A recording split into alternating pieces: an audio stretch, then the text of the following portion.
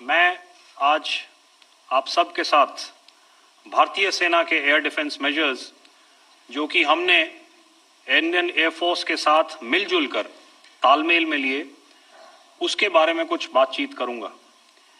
इस विषय में मैंने कल भी कुछ टिप्पणी करी थी, लेकिन आज मैं इस युद्ध के अहम एस्पेक्ट के बारे में आपको थोड़ा और पर्सपेक्टिव देना चाहता हूं।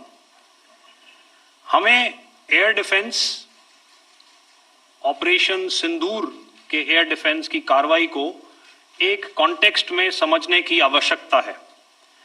मैंने आपको कल बताया था कि पिछले कुछ सालों में आतंक की गतिविधियों का कैरेक्टर जो है उसमें कुछ बदलाव आ रहा था। अब हमारी मिलिट्री के साथ साथ मासूम सिविलियंस जो कि अपना बचाव करने में विफल थे, उन पर भी हमले हो रहे थे। 2024 में जम्मू सेक्टर में शिवखोरी मंदिर को जाते हुए यात्री और इस साल अप्रैल में पहलगाम में मासूम पर्यटक इस खतरनाक ट्रेंड के विशेष उदाहरण हैं। पहलगाम तक पाप का यह घड़ा भर चुका था। उसके बाद जो हुआ उसके बारे में हम कल विस्तार में बातचीत कर चुके हैं, क्योंकि आतंकियों पर हमारे सटीक हमले लाइन ऑफ कंट्रोल और इंटरनेशनल बाउंड्री को पार करे बिना किए गए थे। हमें पूरा अंदेशा था कि पाकिस्तान का वार भी बॉर्डर के उस पार से ही होगा। इसलिए हमने अपनी एयर डिफेंस की पूरी तैयारी पहले से ही कर ली थी। हमारी इन्वेंट्री में शामिल counter manned aerial systems, electronic warfare के साधन और एयर डिफेंस वेपन्स का इंडियन एयरफोर्स के इसी प्रकार के सिस्टम्स के साथ एक अनोखा मिश्रण किया गया। इसलिए आपने देखा कि जब जब पाकिस्तान एयरफोर्स ने हमारे एयरफील्ड्स और लॉजिस्टिक इंस्टॉलेशंस में 9 और 10 मई की रात को लगातार हमले किए, वो इस मजबूत एयर डिफेंस ग्रिड के सामने विफल हो गए। आपके सामने इस ग्रिड को एक तरीके से दर्शाया गया है। आप देख रहे हैं कि इंटरनेशनल बाउंड्री से कितनी layers, radars, counter unmanned aerial systems, उसके पीछे शोल्डर फायर्ड वेपन्स, हमारे विंटेज एयर डिफेंस वेपन्स जो कि काफी सालों से हमारी सेना में हैं। एयर मार्शल भारती ने भी उसके बारे में बात करी। और लास्ट में हमारे modern air defence weapon systems.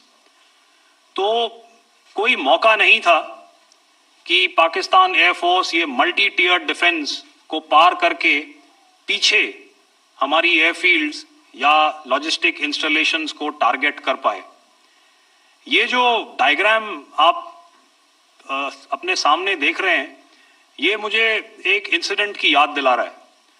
और मैं आपको इस उदाहरण के जरिए से एक ये एस्पेक्ट हाईलाइट करना चाहता हूं। जब मैं स्कूल में था तो तकरीबन मेरे ख्याल से ये 70 का दशक था, और उस समय इंग्लैंड और ऑस्ट्रेलिया के बीच में, आज शायद क्रिकेट की बात भी करनी चाहिए क्योंकि मैं देख रहा था कि विराट कोहली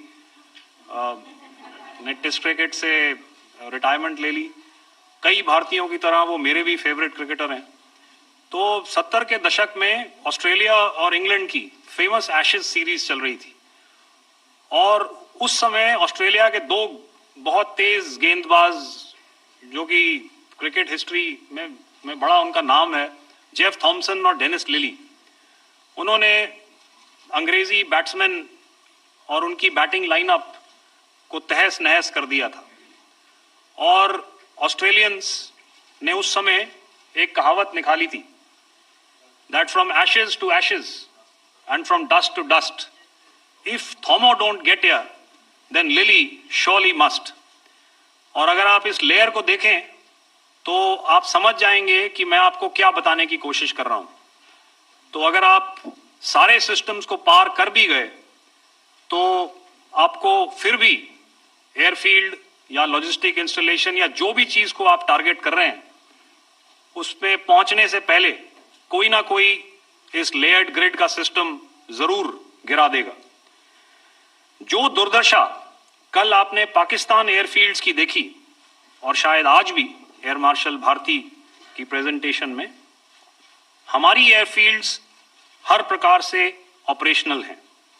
यही नहीं, पाकिस्तान के ड्रोन्स और वेपनाइज्ड यूएवीज से की गई हमलावर कोशिशें भी इस ग्रिड के कारण नाकाम हुई और जो बचे कुचे ड्रोन्स थे उन्हें हमारे शोल्डर फायर्ड हथियारों से मार गिराया गया।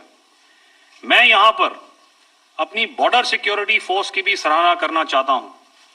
उनके डायरेक्टर जनरल साहब से लेकर बॉर्डर पर तैनात बीओपी पर पहरा देने वाले आखिरी जवान भी हमारे इस अभियान में बढ़ चढ़कर शामिल हुए और बहुत बहादुरी से उन्होंने हमारा साथ दिया। उनके काउंटर अनआर्म्ड सिस्टम्स भी हमारे इस मल्टी टियर्ड एयर डिफेंस ग्रिड का हिस्सा थे, जिसके कारण पाकिस्तान की नापाक हरकतों का विनाश किया गया। आपने सुना ही होगा, जब हौसले बुलंद हों तो मंजिलें भी कदम चूमती हैं। In the end, I would like to highlight again that in every single domain that Operation Sindhur has been prosecuted, there has been absolute synergy between the three services. Not only have we, in this endeavor, been fully supported by our government, departments, and agencies, I cannot here not mention our 140 crore countrymen that have stood behind us with their prayers and goodwill, urging and inspiring us to achieve our mission and objectives. For that, we salute you. You are indeed the best. Jai Hind.